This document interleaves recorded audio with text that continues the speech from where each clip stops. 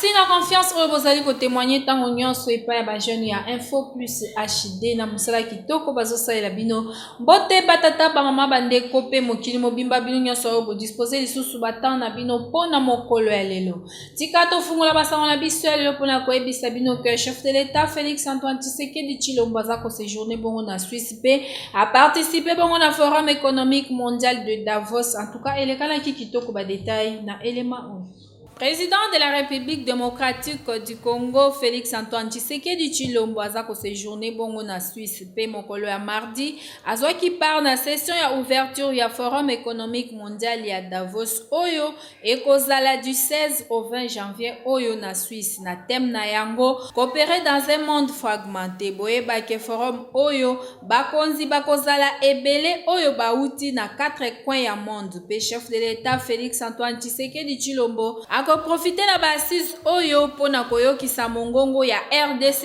epai ya ba décideurs mondiaux pe objectif ya voyage oyo ezolakisa ke voie ya RDC eyokani na bisika oyo esengeli eyokana pe na tango nyonso esengeli kolobaka kaka pona oyo ezoleka na kati ya RDC surtout crise ya guerre oyo RDC ezosubir injustement na ba M23 oyo Rwanda nde ezosoutenir bango tikato Sabino que président de la République Félix Antoine Tshisekedi Tshilombo azalaki wana pe pona kotalisa ba atu ya République epai ya ba décideurs mondiaux oyo baza na Davos pona koyebisa bango que RDC ezongeli makambo na yango nyonso kitoko pe efongoli ba porte na yango pona seconde chance oyo etali partenariat moko oyo ekozala profitable ya gagnant-gagnant.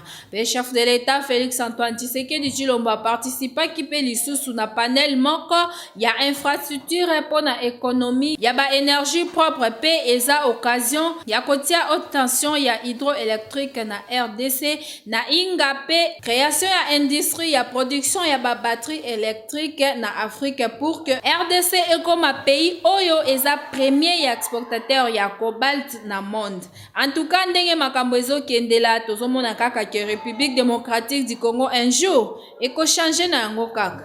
Totikala kaka kuna na forum économique mondial na Davos pona koyebisa bino ke chef de l'État Félix Antoine Tshisekedi Tshilombo répondaki bongo na question moko oyo ezalaki adressé pai na ye bulanda yango. Thank you very much.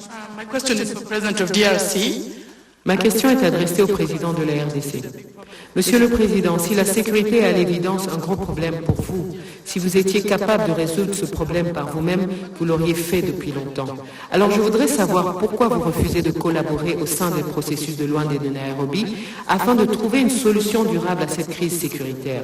Je pense que la solution est entre vos mains et qu'il faudrait travailler avec ceux qui sont prêts à vous aider pour résoudre vos problèmes. Je suis du Rwanda et nous croyons tous que la sécurité est nécessaire pour l'investissement et le tourisme. Donc faites votre part pour trouver une solution. Si vous êtes rwandaise, vous devez savoir qu'il y a eu au mois de novembre une discussion qui a abouti à la définition d'une feuille de route pour sortir justement de cette crise. Et cette réunion a eu lieu en Angola, à Luanda précisément, et en présence de tous les pays, surtout les représentants des deux pays concernés, c'est-à-dire le Rwanda et la République démocratique du Congo. Il a été convenu, comme j'ai dit, une feuille de route qui décrétait le cessez-le-feu et le retrait immédiat du groupe de M23 qui est soutenu par le Rwanda le 25 novembre. Ce départ devait commencer et le 15 janvier, c'est-à-dire il y a 2 jours, on devait constater évidemment l'achèvement de ce processus. Eh bien, figurez-vous, madame, que le M23, groupe terroriste soutenu par le Rwanda, est toujours dans certaines localités qu'il avait prises à la République démocratique du Congo.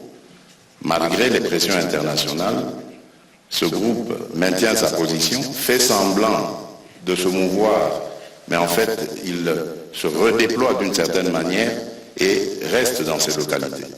Et je vous apprends que depuis lors, il y a eu un massacre qui s'est fait dans une localité qui répond au nom de Kishiché, d'une centaine de personnes, des innocents, que ce groupe a massacrés pour les terroriser et les pousser à se déplacer de cette localité qui regorge de matières précieuses dans son sous-sol. Donc voilà en fait le problème que nous avons. C'est un très grand défi parce qu'on ne peut pas investir à la fois dans le développement du pays et dans les ressources pour augmenter les capacités de l'armée et pouvoir ainsi se défendre. Si nous avions tous la même philosophie, la même vision, celle que j'avais d'ailleurs au moment où j'ai accédé à la tête du pays, celle d'aller vers tous nos voisins, nous en avons 9, et de leur proposer des projets de développement qui vont faire du bien à nos économies respectives, qui vont faire du bien à nos populations.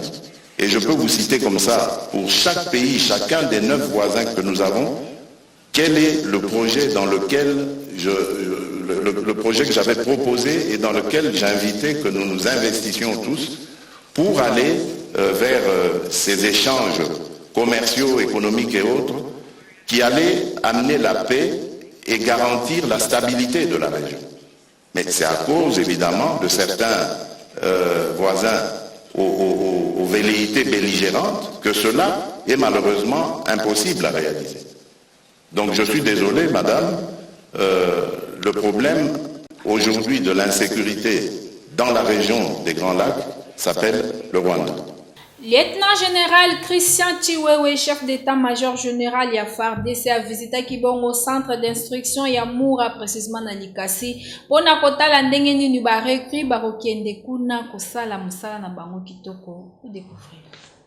Chef d'état-major général ya FARDC, lieutenant-général Christian Chiwewe, asala Kibongo premier déplacement na ye visite de travail na province ya Okatanga na Likasi, précisément na centre d'instruction ya Moura. Boyeba ke lieutenant-général Christian Chiwewe akenda ki pona kotala état actuel ya centre oyo soki eza prêt pona koyamba 5000 recrues oyo bauti ko s'inscrire pona kobundela mboka. Pena visite oyo boyeba ke 3 exposés ezalaki présenté et par ya chef d'état-major général. Ya liboso colonel bienvenu oyo azali commandant ya école des sous-officiers ya Mourape commandant en place. Pe colonel Zanzaye azali commandant ya centre d'instruction ya Moura.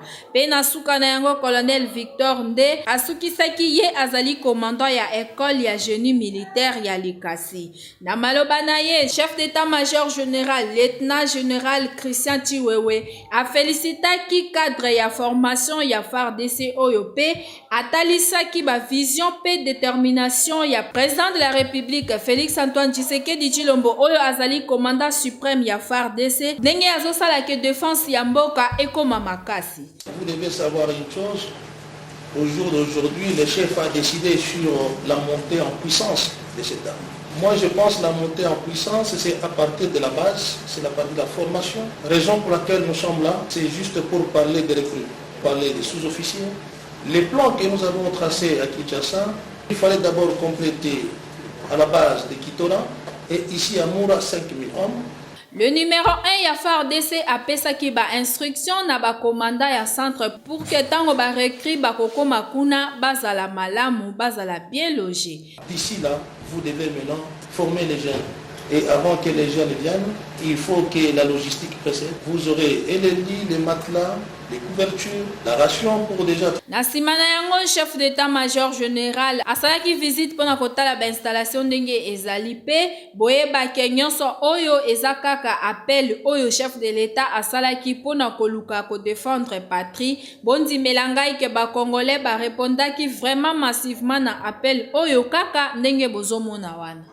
Congolais nyonso aza prêt pour la élection ya 2023 pe Congolais nyonso aza na postra ya kozwa carte de lecteur na ye yango wana mama Ornella Bati o azali président ya ONG Femmes Congolaises Lève-toi maintenant c'est ton tour ye pe na tour na ye elongo na base na ye bakitaki bongo kozwa carte de lecteur na bango na commune ya Nsele.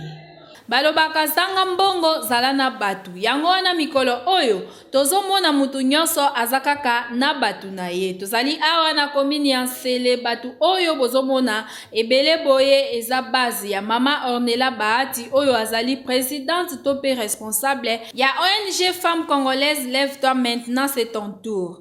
Lokola mikolo oyo un vrai Congolais nyonso il faut en s'enrôler. Yango wana Mama Ornella Bahati yepe akendaki kozwa carte na ye pour que na mikolo ezali koya azala na accès libre pona ko voter. Kotala ke Mama Ornella Bahati azalaka motema malamu ayebi kofanda na batu. Yango wana azalaki accompagné na bae oyo ya ye kaka ndenge bozomona wana banzembo eyembamaki nzela tina bureau ya enrôlement pe Mama Ornella Bahati azwaki carte de lecteur na ye pe azangaki maloba te pona ko sensibiliser pe kosala appel ya ba Congolais en général to pe bana ya Nsele en particulier po bakende kozwa ba carte de lecteur na bango.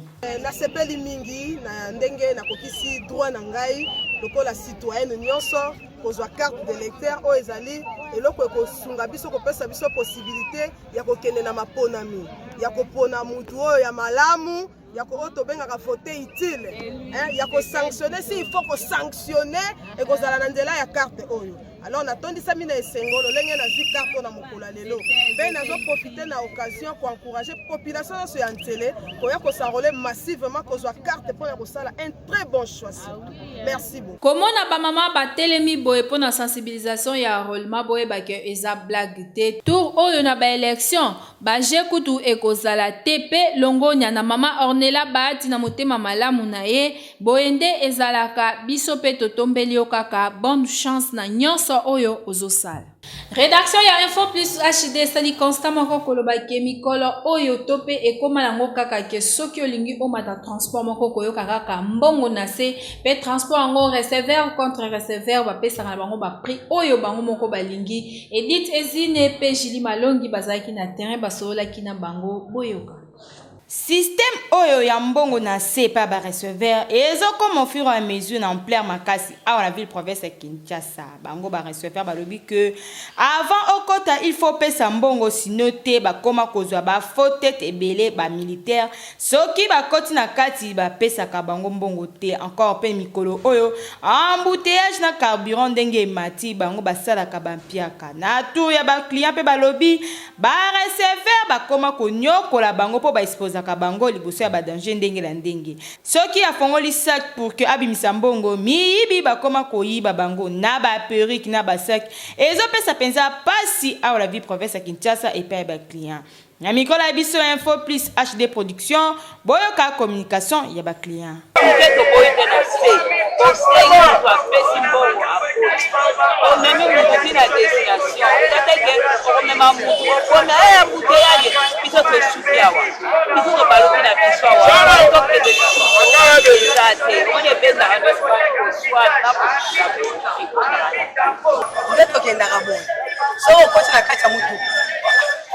avant mata pesa na mbongo na si soko kele to koma destination te kala na nzela bakitisi bino abito suki awa soko kozonga na mbongo liboso po ani c'est une destination soko soli to komi wala te bokita to suki awa soko soli babi bakitisi biso wana biso to mema bango pe pa emo te to kokita ka po to na choix te to kokita to continuer mapo eza malamu te za mabe to fuba sianje ni ba position na bango wana bango tshela biso to sepela na ngote eza bien sema makono sa teza kati na tongo tike 2000 na pokwa 500 pona ni sala ombiye biso bozi la solution mo reza biso nyoso ya mama so bozi la solution te mal bango pe ba receveur na ba chauffeur bazanga ki maloba te babakisaki boyi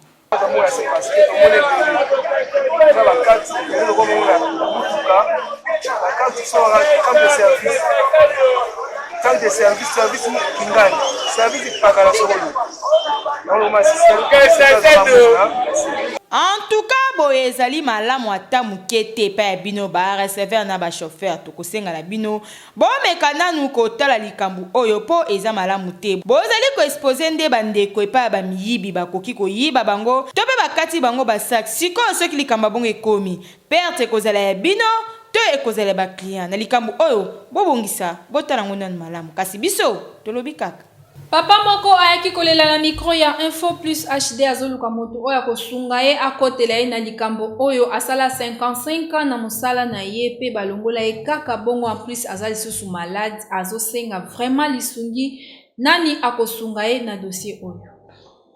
Kombo na ngai Kandula Adolphe Teka. Alors nasali na mukoko etiti mukoko ngilima matete. Alors nyonso e basali ngai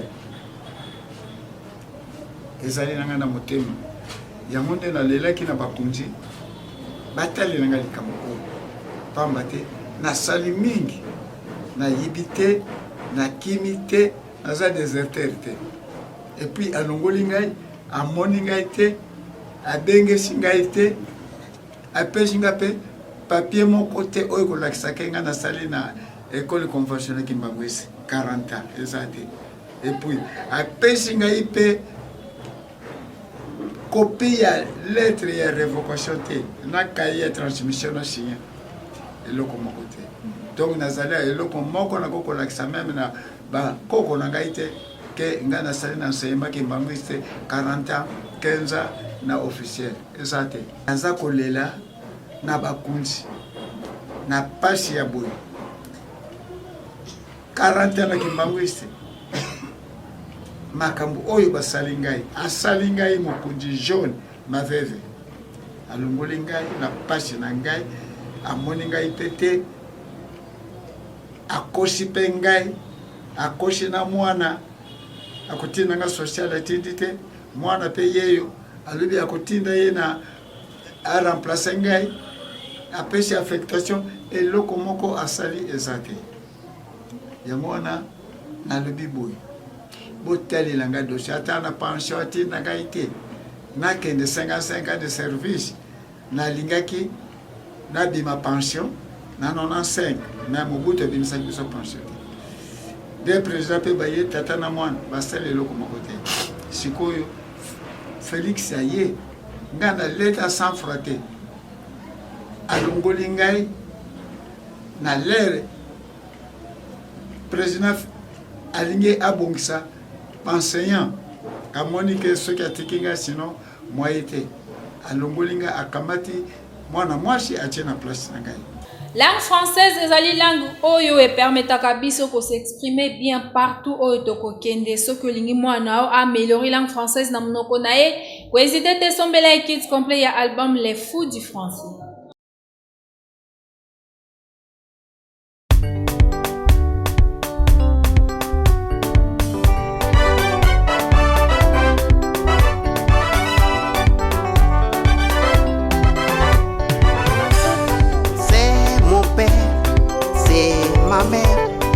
Ce sont mes parents.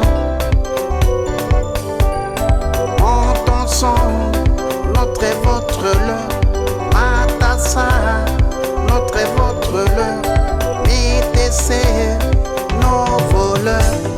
Montons son, notre et votre leur, Matassa, notre et votre leur, Métessé, nos voleurs.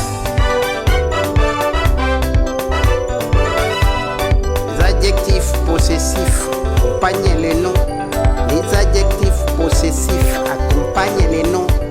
Les adjectifs possessifs ont l'idée d'appartenance.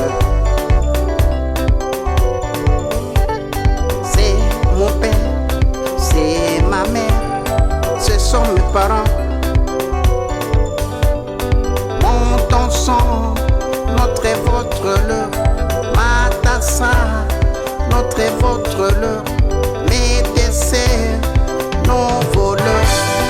Montons son, notre et votre leur, Matassa, notre et votre leur, Métessé, nos voleurs. Les pronoms possessifs remplacent le nom. À qui appartient ce livre? C'est le mien. Ces cahiers, c'est le tien.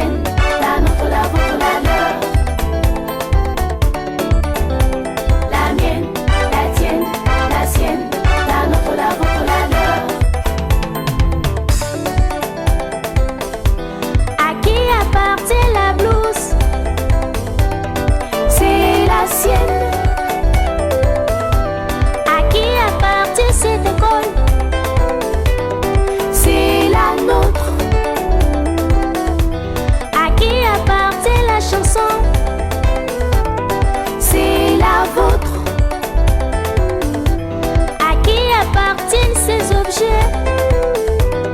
C'est le leur. La mienne, la tienne, la sienne, la nôtre, la vôtre, la leur. La mienne, la tienne, la sienne, la nôtre, la vôtre, la leur. Le mien, le tien, le sien, le nôtre, le vôtre, le leur. La mienne, la tienne, la sienne, la nôtre, la vôtre, la leur. La mienne, la tienne, la sienne, la nôtre, la vôtre, la leur. La mienne, la tienne, la sienne, la nôtre, la vôtre, la leur. La mienne, la tienne, la sienne, la nôtre, la vôtre, la leur.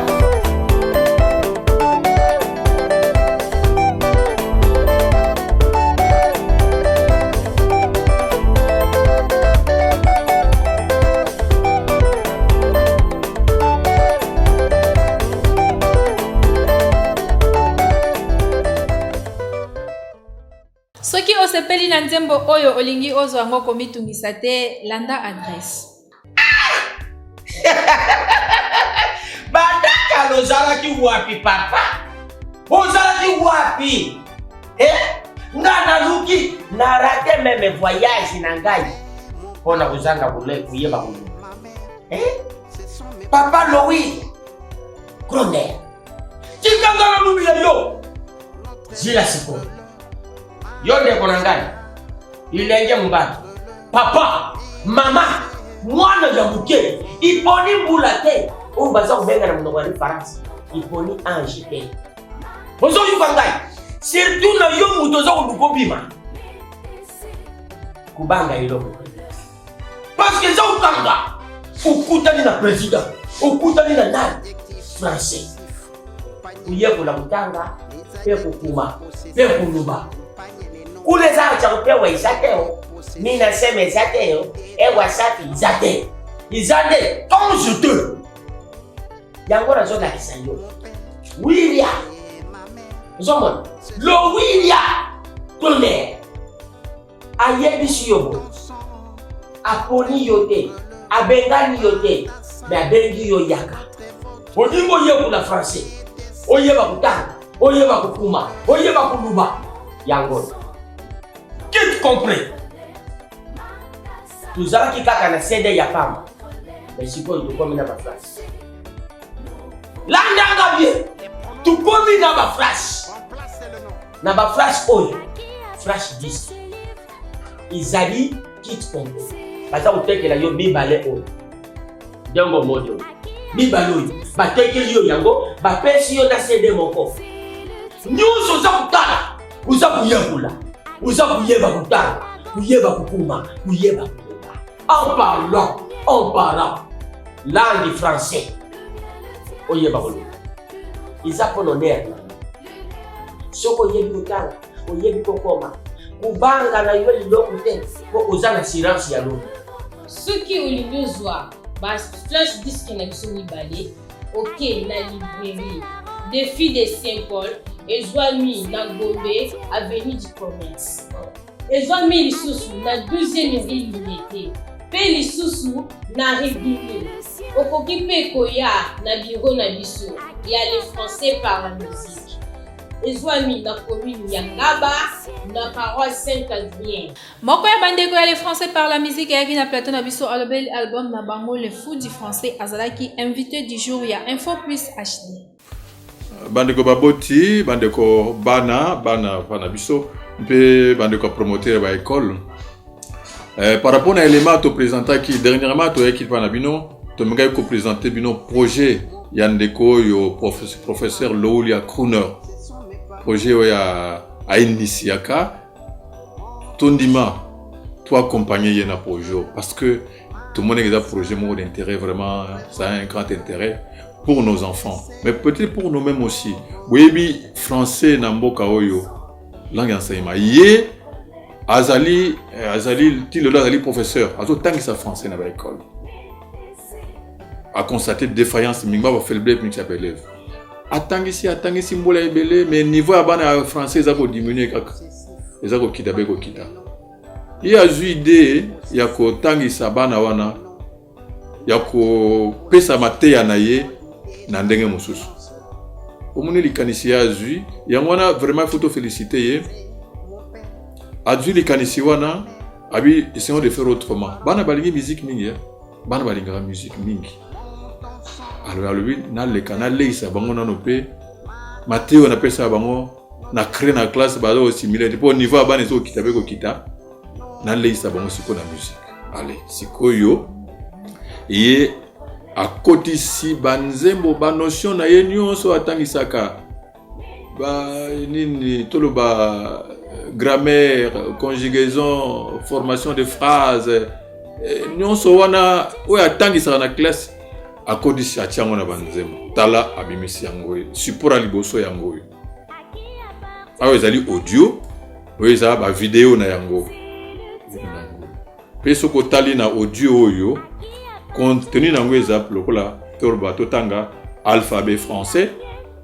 la syllabe, les mots possessifs, les fous du français, hein? Les fous du français, les fous du français, 1, les fous du français 2, les 4 points cardinaux, Azako Yembape, notion Moussousou, Maté, les gars classe, les 4 points cardinaux. On est allé cours de français, et mes géographie. Nous sommes à Kati. Et ça, 8 chansons Mobimba. Mais ce côté, nous avons, on peut avoir ici, je crois que 10 ou bien 13 leçons. Et ça, dans l'album, français, c'est la langue enseignement.